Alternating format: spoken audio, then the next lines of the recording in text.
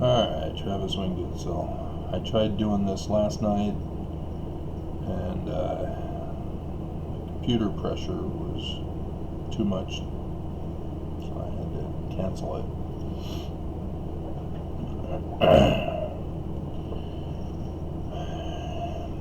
When we're talking about the Son of Man for the latter days,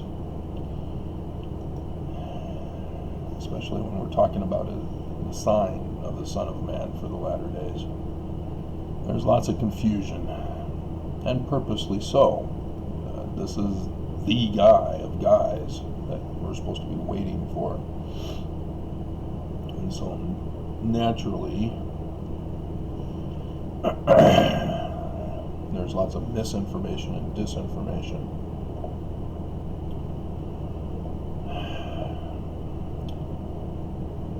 And let's go to Isaiah, to the first biblical reference of him. This is where the prophecy comes from. Isaiah 7. Alrighty. Now, got to pay attention. Don't just get caught up in what people say and not analyze and be critical of text.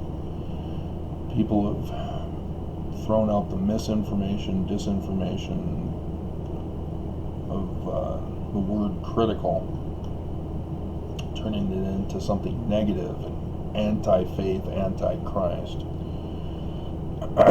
If you're going to find out what the scriptures talk about for the Son of Man, you have to get your information right.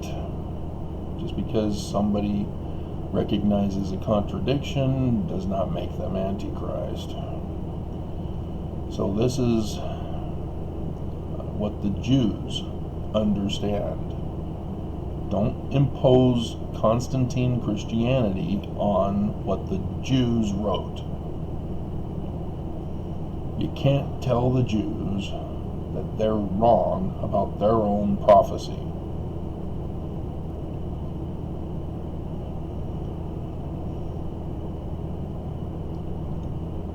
So it says in verse 14 of chapter 7, "Therefore the Lord himself shall give you a sign."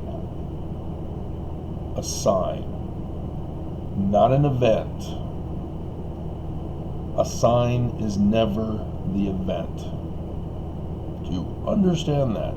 We cannot go any further if you cannot distinguish between a sign and the event.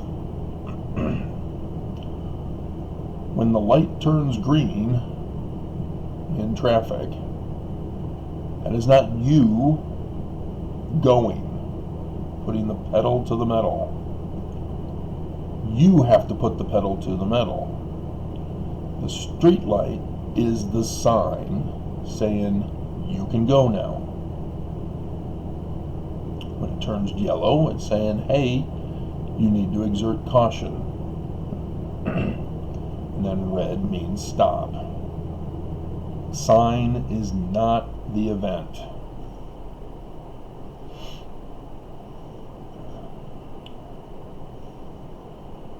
And so then it goes on and describes the sign, not the event.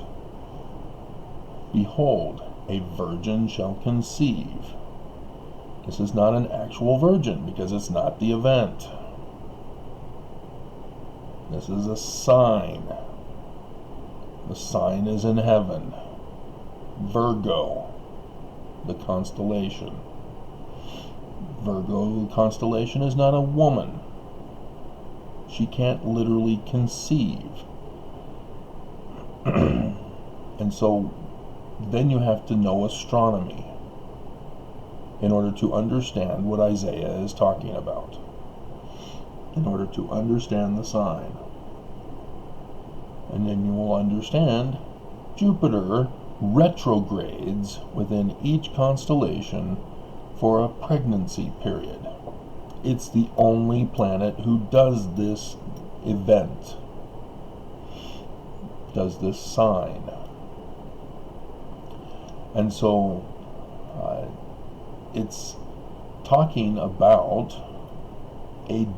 two dates: shall conceive and bear a son. So when Jupiter enters into the womb of Virgo, and when Jupiter leaves and is no longer going to retrograde in Virgo, that's the sign. And shall call his name Emmanuel. Notice it's not Jesus.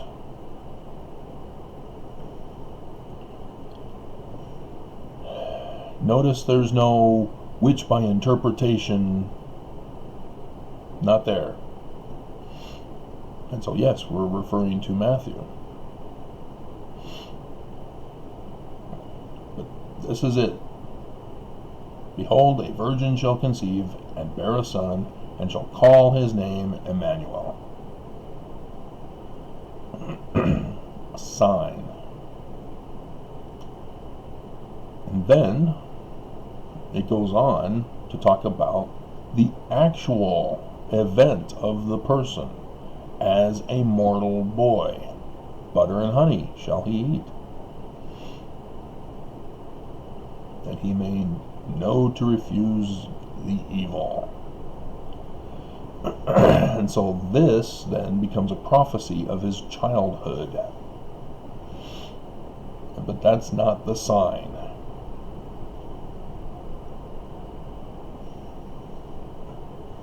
There is no sign in the heavens that I'm aware of where Jupiter eats butter and honey. I'm not aware of any butter and honey sign.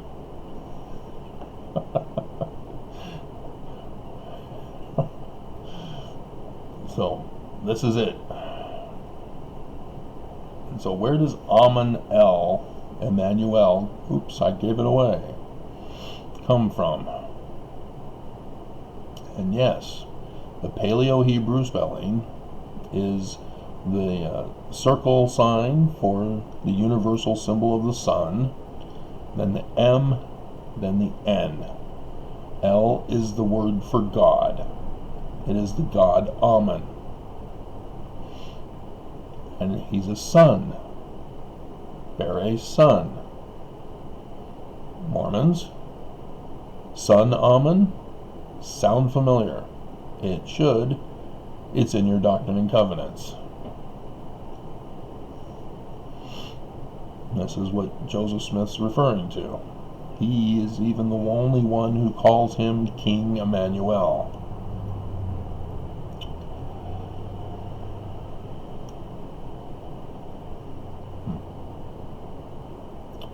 And so, do the Jews understand him as a god? What do they understand concerning godhood? That also you now need to know. You can't impose Constantine Christianity upon the Jewish text. When you do that, you do an acronym, acronism. Yeah, it is acronym.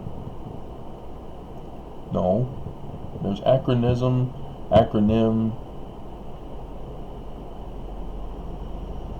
anacronym.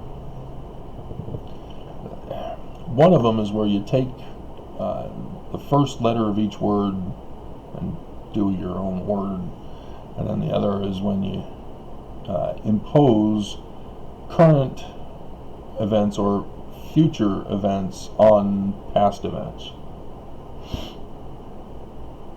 And so you can't, therefore, put in Constantine's Nicene Council creation and impose it on everything in the past. Because at the moment Constantine created it, therefore it began. And anything that tells us that the past is what Constantine created is therefore written at or after Constantine. It was not written before. And that's how you can identify whether a text is of a certain date. That's where Matthew comes in.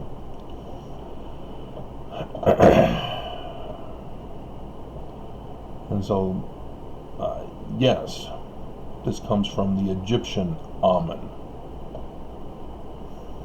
And I've gone over how Amen in Paleo-Hebrew is Melchizedek. The sun symbol for God, sun god, at noonday, Amen, they even call him Amen at noonday. And then the M is the symbol for priest, high priest. The N is the symbol for king. Melchizedek, king, Melech, Zadok, high priest. Amen, high priest and king. The sun god at noonday of the Egyptians. This is what he's talking about.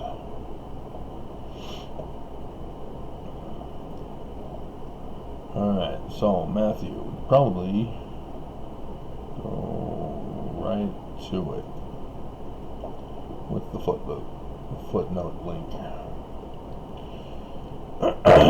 And so, now that we understand Isaiah in its simplest form, there's more to it, we're stopping there. Now we have this character named Joseph, and he's called the son of David. Why son of David? Because it's necessary for the prophecy. Because there's other prophecies in Jewish scripture about how he is going to restore the kingdom of David. This is now the symbol of the Jews. The sun symbol, and then the shield of David with the extra sun symbol from Paleo-Hebrew, and the two D's, David.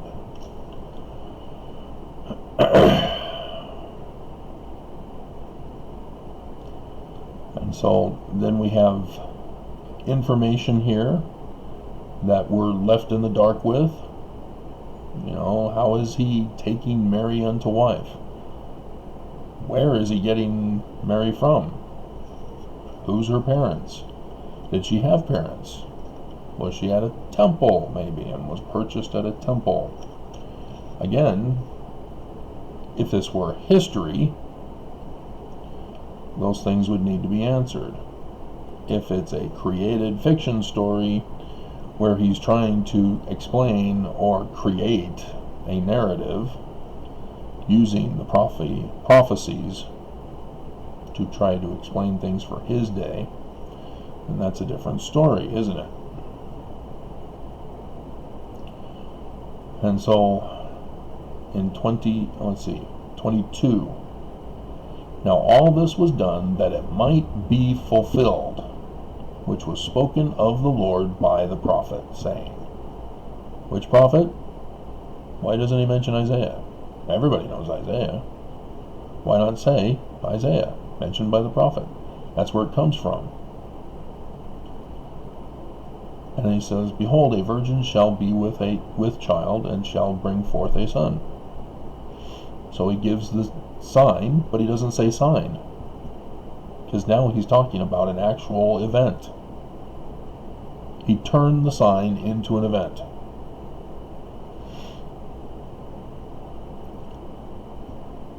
So either this is completely wrong, or he's creating another narrative, a story, where the character is the symbol of the future sign. Do you understand that? Samson, for example, is a story using the prophecies of the Son of Man, but in a story form. Samson never existed. It's fiction. But it's telling parables and prophecies of the coming of the Son of Man of the Jews. How do we know this? His name, Shemesh, Son. There's the N at the end for King. King, Son King. King Emmanuel.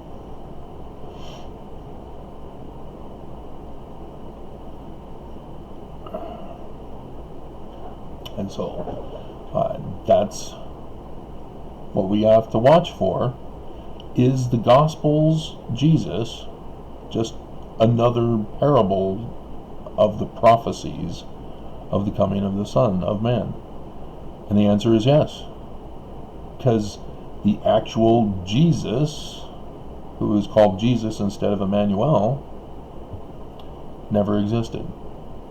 There is no archaeological evidence for his existence. There's archaeological evidence for the Romans. There's archaeological evidence for the Therapeutae, where a teacher with 12 disciples existed in all the different churches. Which one is it? Again, they're using the history as the backdrop to tell more prophecies about him. The gospel narratives are more detailed than other Old Testament stories.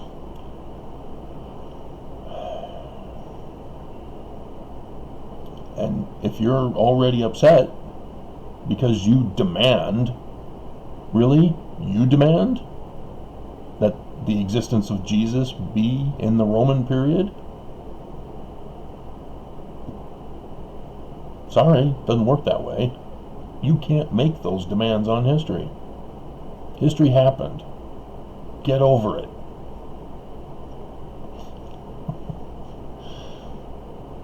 And so you can see the errors if this is an actual history. And so it's not a history. He's telling a sign, or he's telling a prophecy using the signs.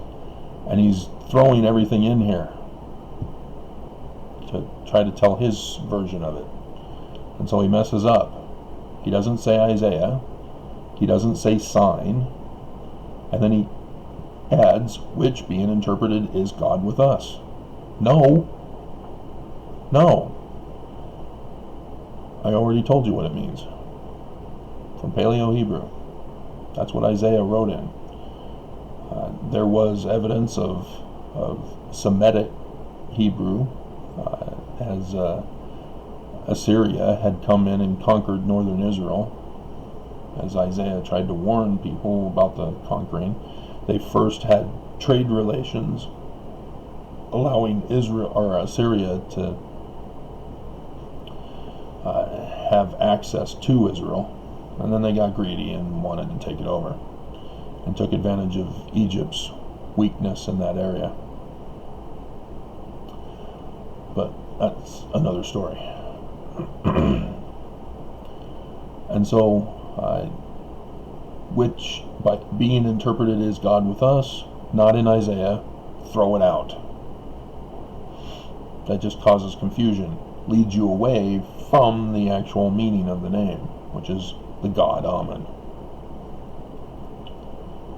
And it's supposed to be a sign, but he's telling a story now. So it's a prophecy. And they're calling him Jesus, like the book of Joshua. Joshua is also fiction. Archaeologists have been desperately trying to fit the battles with the archaeological evidence. They can't do it. It's fiction.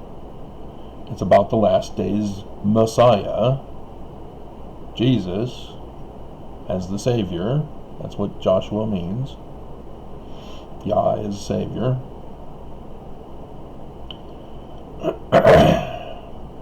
And talking about how he enters into the promised land, conquers the enemy, and everybody dwells in happiness for a millennium. That's the basic part of it.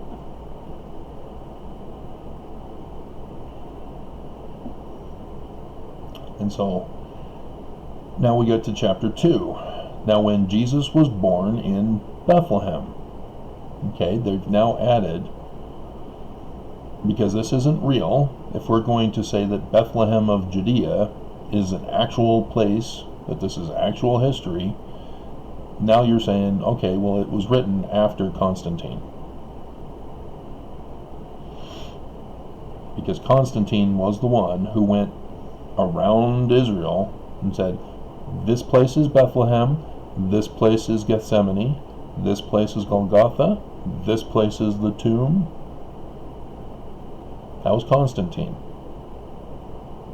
If you don't know your history, you're not going to know when anachronisms, that's the word, are occurring in Scripture. But if this was before Constantine, then this is not a history. This is just another fiction tale teaching about the prophecies of the Son of Man. And so we need a specific date to confirm if this is during the Roman period, if it was during Isaiah's time, or if there is only one date. Because all we have from Isaiah is conception and birth. And so it's when Jupiter is within the womb of Virgo. Do you know how often that occurs? Every 12 years. Because remember, he has to go, well, it's not every 12 years. Because it's a period of a pregnancy time, which is 9 to 10 months within each constellation. So it's not quite 12 years. There's 3 months plus or minus a month. Well, I don't think there's an early 8-month that it does, but because the actual fulfillment was 10 months. So, and women understand that yes, the firstborn can tend to take longer, as the woman is getting her body ripped apart with the infectious parasite that grows within. It's not a tumor. And so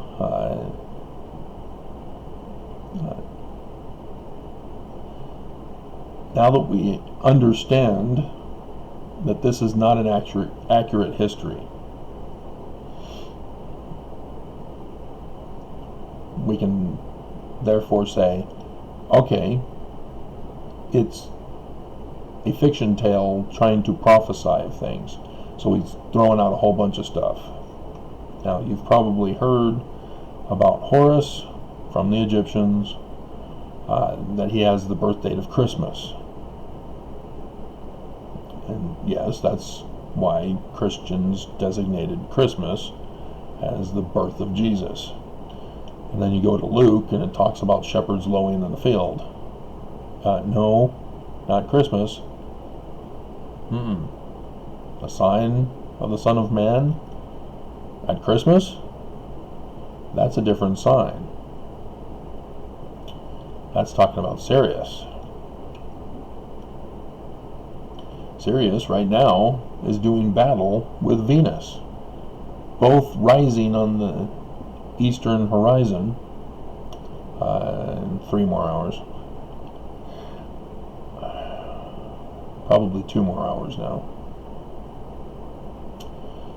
Trying to become Emmanuel at noonday. Amen-El, the sun god of noon for the Egyptians. Horus, as Sirius, is a fixed star. It does not move around the constellations. It is fixed. It is permanent. Venus, however, is a roving, wandering planet. It fails to win the battle each and every year.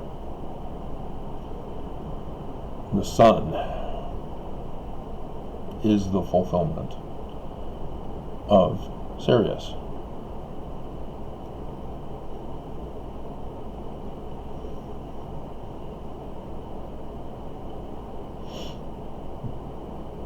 But Bethlehem, as the house of bread, now that we understand the sign,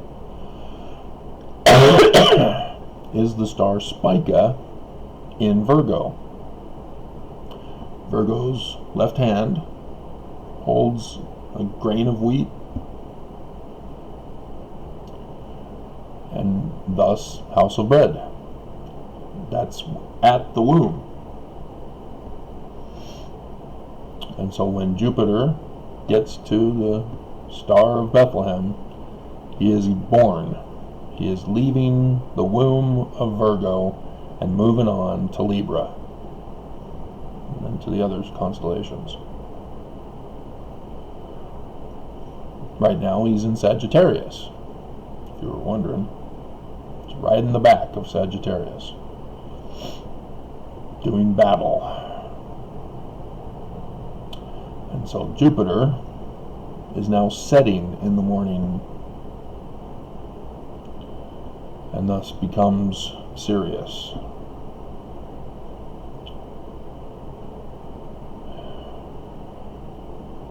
And so Judea is not actual Judah, they're just giving us a place. But there's some interesting stuff with Judah. Phonetically, it is the same as Utah, because it's not a J sound. That's a European corruption of the phoneme. It's Yahuda in the full name, Yah of the Hood. And so, as a sign in the heavens, it's now throwing in King Herod. Well, King Herod died in 4 BCE. So, thus, it has to happen before 4 BCE. Pull out your stellarium.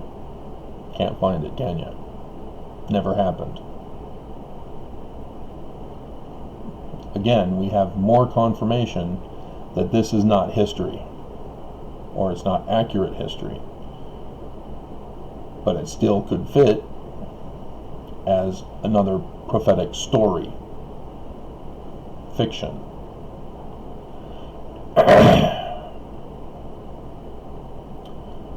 Now we have, there came wise men from the east to Jerusalem. Wise men, huh? Where is he that is born King of the Jews? For we have seen his star in the east. Well, this is Sirius. The 3 stars of the belt of Orion points to Sirius. How do we know this? Egyptian. Orion is Osiris, the father of Horus. Points to his son, because his son is to be the successor to his throne, which was usurped by Osiris's brother Set.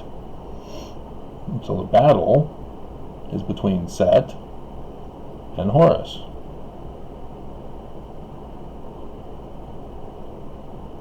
And so they see his star in the east and are come to worship him. Now the question is it like right now, where it's doing battle rising against Venus? Or is it the Christmas Sirius that you've heard talked about? Which one is it? He's just telling a story. Doesn't get specific per se. But the fact that he has Herod involved, who is not the true king, that it's supposed to be this Jesus, where is he that is born King of the Jews? You see the battle already in play here. So it's not Christmas. It would be like right now, as they're both vying for supremacy.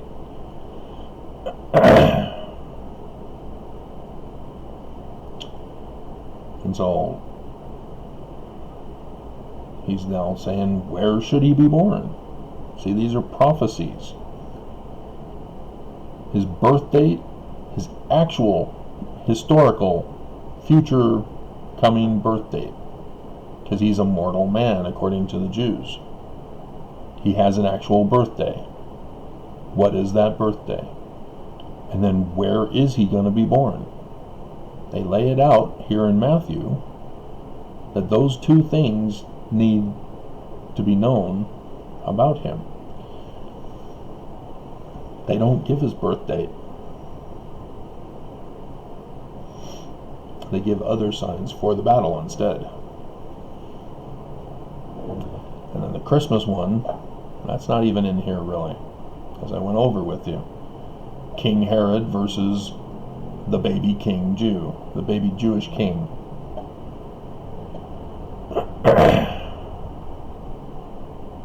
Who comes out of the constellation of the sign.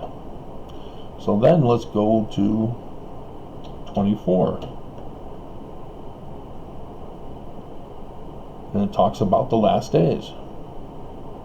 Well, why is it talking about the last days? Didn't the King of the Jews come? Didn't they have, here hangs the King of the Jews?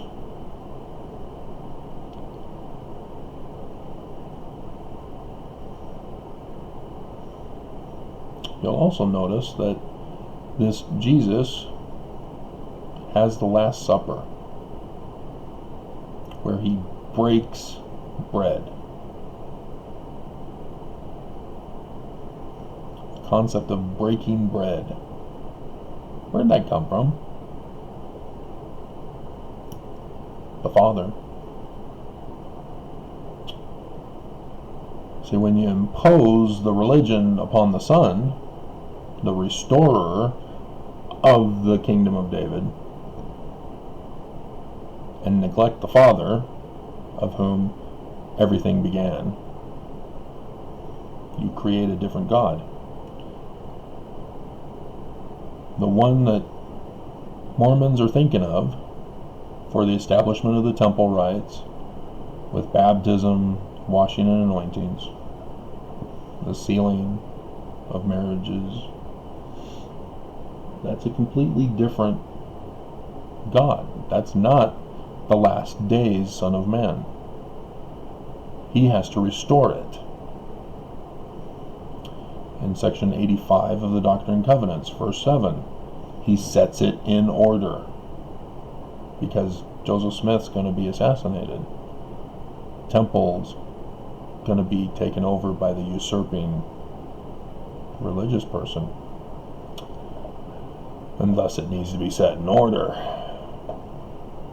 See the pattern that's going on here, guys?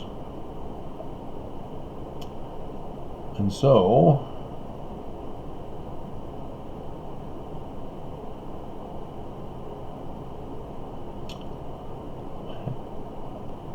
see, there it is. Verse 36, but of that day and hour no man knows, no, not the angels of heaven, but my Father only. No. It's a sign in the heaven. There's going to be somebody coming up who gives us the day and the hour.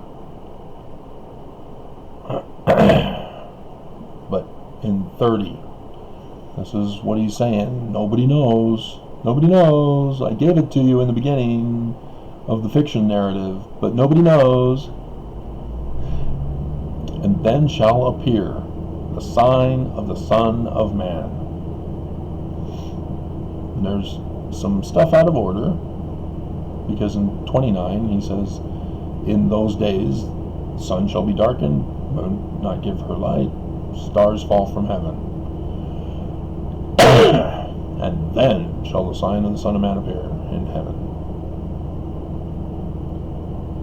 And they shall see the Son of Man coming in the clouds of heaven with power and great glory. No, it's a sign in the heaven. He doesn't come in the clouds of heaven. It's a sign. Signs are not the event. I just upgraded you. They just will not leave me alone. Windows is asking for an upgrade already. I just barely turned the computer on.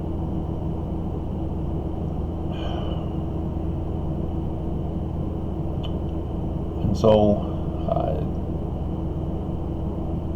yeah, he is now trying to explain in his story why this baby Jesus, Talladega Nights, prayer to baby Jesus, did not get fulfilled during the Roman period. He's justifying in order to tell his story. Matthew 24 is Matthew 1 and 2.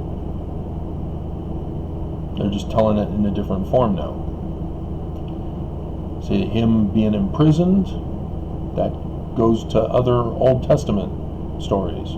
Joseph, imprisoned, then goes before Pharaoh, interprets Pharaoh's dream, becomes Pharaoh. They say second of all Egypt. But no, it just didn't happen. It's based in history, but it never happened. There was no Joseph of Egypt. It's a story. It may be based on characters in Egypt, like David Moses the Fourth, who had a dream at the Sphinx, but that's not Joseph. They're using historical characters, using historical settings, but they're turning it into prophecies of the Son of Man who is coming. And the first thing we need to do is identify the date when he is coming. What is this sign? What are you doing? Go away. And so now we finally read to the point of the book of Revelation at the end of the book, which almost didn't get put in because there's a whole bunch more books that didn't get put in. And so that means they're false, right? Fake. Pseudepigrapha. Fake.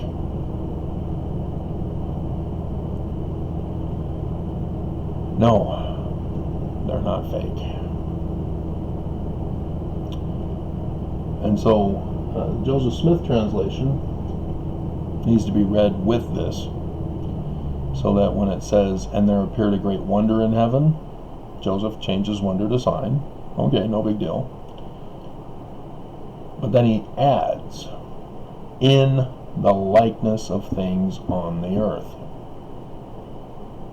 There appeared a sign in the heaven, in the likeness of things on the earth.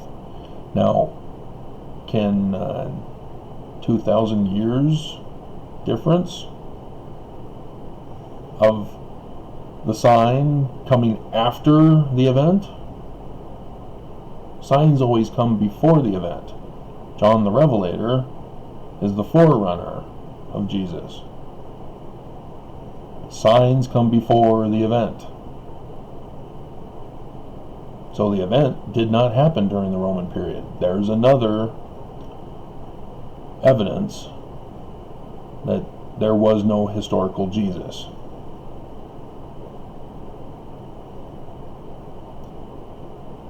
And so we know this because John gives us a precise date. A woman, that's Virgo, from Isaiah, clothed with the sun. Do you understand that when the sun enters into Virgo, it's the middle of September to the middle of October? We now have a more precise date. The more celestial bodies we include in a sign, the more precise of a date, the day and the hour. The moon under her feet. Well, that only happens once during the month span of time. Every year, the moon is at the feet of Virgo once. We're narrowing it down. And upon her head, a crown of 12 stars.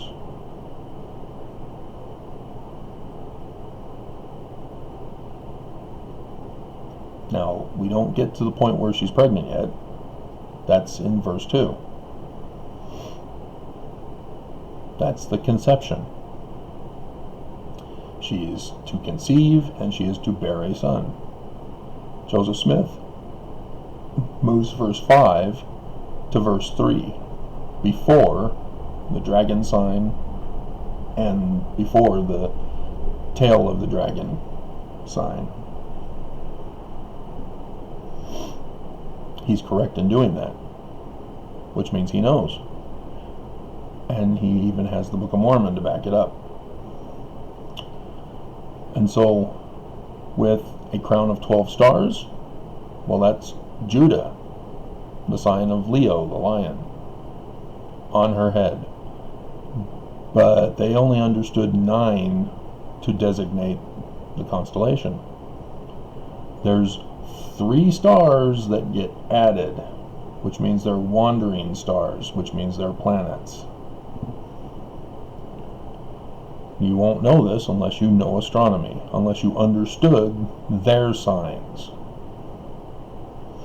Catholic Church won't tell you this. They don't want to believe it. Because remember, Constantine said he's a real boy during the Roman period. And he designated all the locations of where he was. Nope. We know from the date, as we apply the other sun shall be darkened, because the sun that darkens crosses in America. It's not Israel, not Jerusalem. It's the New Jerusalem in America, in southern Illinois. But that's another story. And I've already gone over it. And so, in order to have 3 other planets than Jupiter, and there are only 5 visible planets. The Book of Mormon tells us about the 5th. So we know, if we include the Book of Mormon before I get to it, that it's Mercury, Venus, and Mars who are added to the crown of the woman, which joins in Leo. Leo also has a king star called Regus.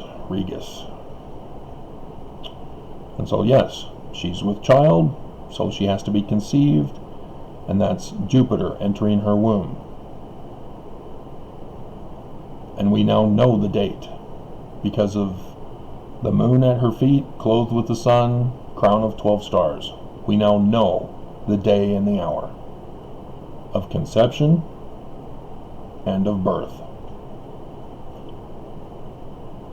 She brought forth a man-child who was to rule all nations with a rod of iron. He is not the enemy of man. He is the Son of Man. So if you're finding a YouTube video that calls this person the evil Antichrist, they're misinforming you on purpose. They want to distract you. And there are those videos out there.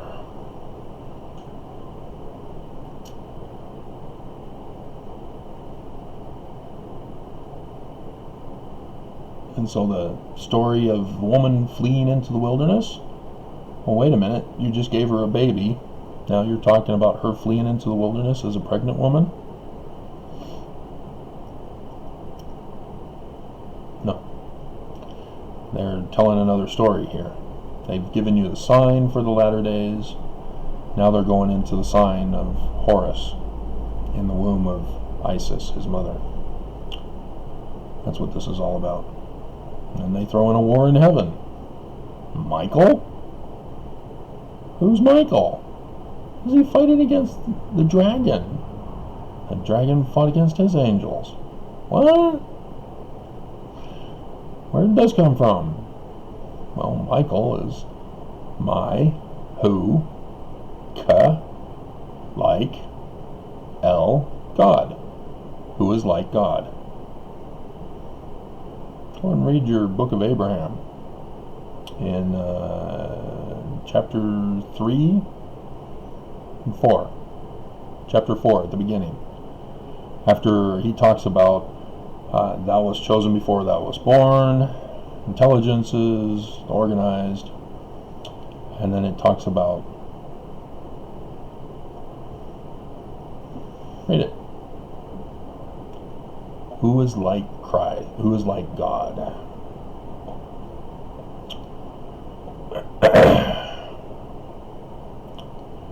Alrighty. And so, when is this date? Since it's now specific, we now know the day and the hour, because that's how astronomy works. Yeah, the conception was right after the presidential election in 2016. Why would he need to come during the first year of the reign of the president in America? Why does the sign of the Son of Man occur in the first year of the 2016 elected president? That's where the Book of Mormon comes in.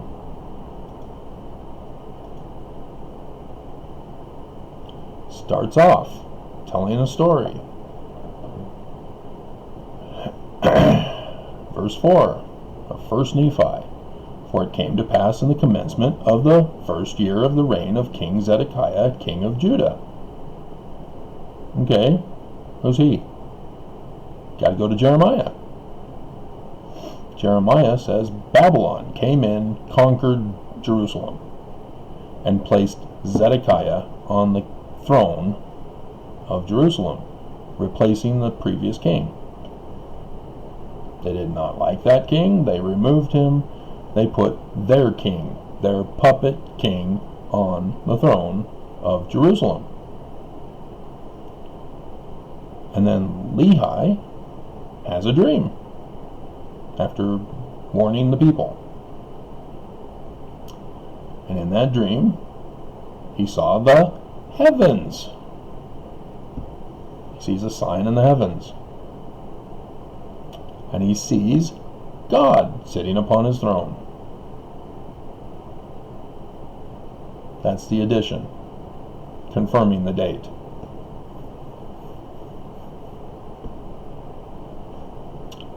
Saturn is God. Saturn is the father of Jupiter.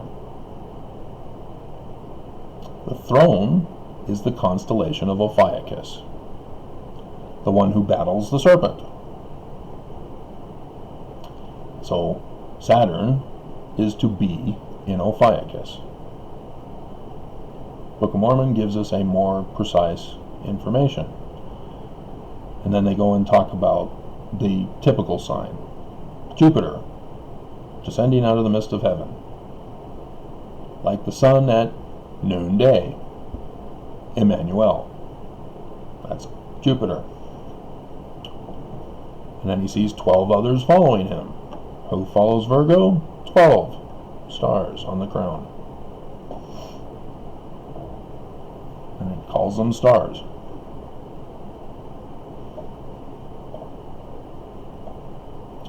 This is the sign of the Son of Man that Lehi has seen in the first year of the reign of King Zedekiah, king of Babylon. You think this might be a prophecy? Giving us the date? Yeah. How do I know? Because I know the date.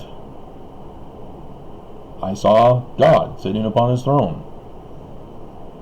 Virgo, conceived and bare a son when the sun was clothing her, when the moon was at her feet, when 3 additional planets were added to Leo, above her head, not on her shoulders, Joseph Smith. Because the night when they went and got the Pleiades, look in the heavens that night.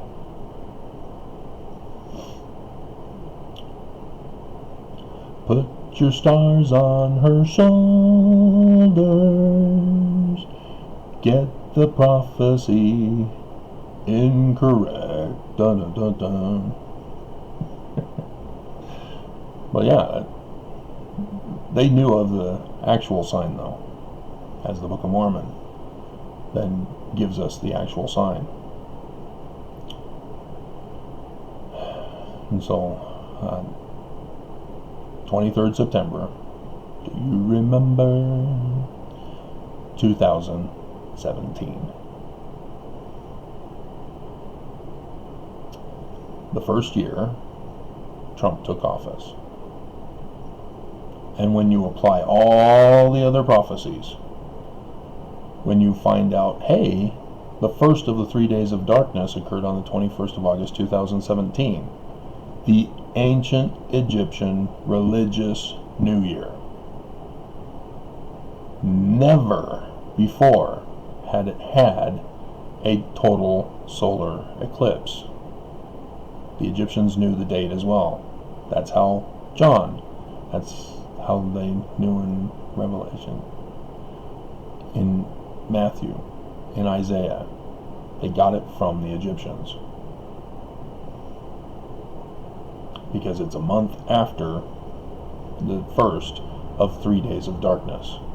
As Moses had 3 days of darkness as part of the plagues, then a coronavirus kills the firstborn. Go. Depart. Okay.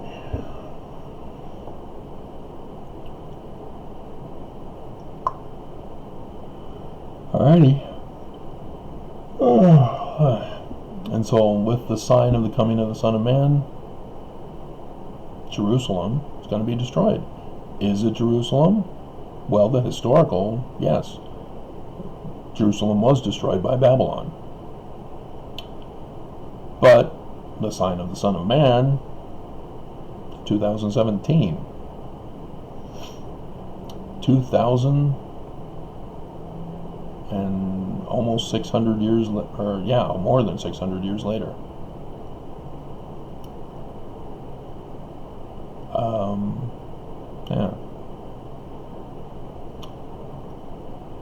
Interestingly, they try to claim that 600 years after the time Lehi left Jerusalem, which was 597 BCE, the Christ is supposed to come. Try 2,000, almost 600 years later.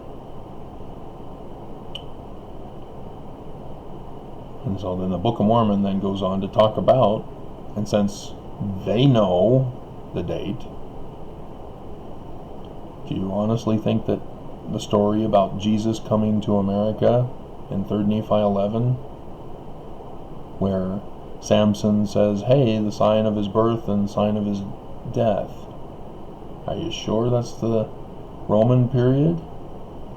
Since we know right from the beginning, they're giving us the date of 2017 with a puppet king on America.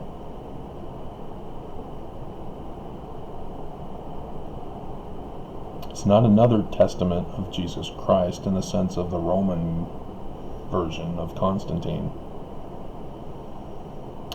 It's another prophecy of the latter-day Christ. Benson messed that up. So, this is already an hour long. This is identifying the sign of the Son of Man. Do you remember? I'm going to go running now. I'll take care of this when I get back.